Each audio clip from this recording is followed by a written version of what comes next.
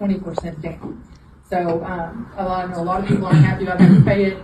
I've had to pay it a few times. I wasn't crazy about it, but without it, I wouldn't have been able to purchase the homes that I bought. So, and mortgage insurance is an insurance policy, basically, that just protects the lender if for whatever reason the borrower is unable to pay their mortgage down the road. The mortgage revenue bond. And that mortgage revenue bond program, it is a below market 30-year fixed interest rate product. We're going to talk about both of these a little more in detail. With KHC, all of our programs are income-based. So any loans, your client's loans, they're going to need to be at or below KHC's income limits when they're qualifying for the loan. So lenders are going to look at it. All right, so KHC property guidelines. We are looking for single-family, one-unit, owner-occupied properties that are located in Kentucky. I've had a lot of questions come up from lenders here over the last probably 6 months or a year about accessory dwelling units. Are you all familiar with those? You've heard of those? I've had some questions come in as far as whether those are eligible for KHC financing, and they're not. It does need to be just a single family, one unit. The maximum amount that one of your clients can get through KHC for down payment assistance is $10,000.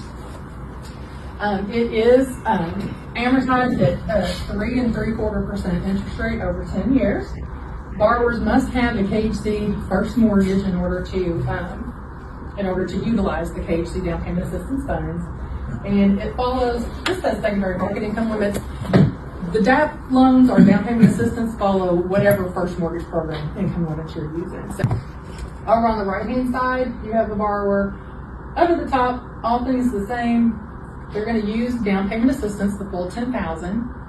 So their monthly payment is going to be that $100.06 higher, but their cash to close is only going to be close to, it's like $6,200 is what it ends up being. So it's a big difference.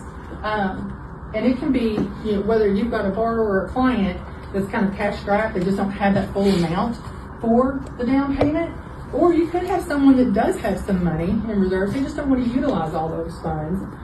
They'd rather do a down payment assistance loan and keep those funds in reserves, maybe throughout. But all of the white shaded areas are going to be non-targeted areas.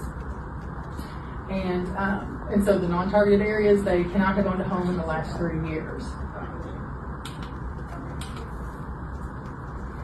When you are looking at a client to determine if they're eligible for the MRB, that below market interest rate, you're going to be looking at household income. For that secondary market program, we were looking at just applicant. For this, we're going to look at household income. But what we consider household income has changed. When we reintroduced this program last year, it used to be anybody in the household that was 18 and over, if they had income, it had to be included. We've changed that when we reintroduced this last year. What we're going to be looking for now is anybody in the household, any borrower on the loan, and then any non-borrowing occupant that takes title to the property. If they have income, it has to be included.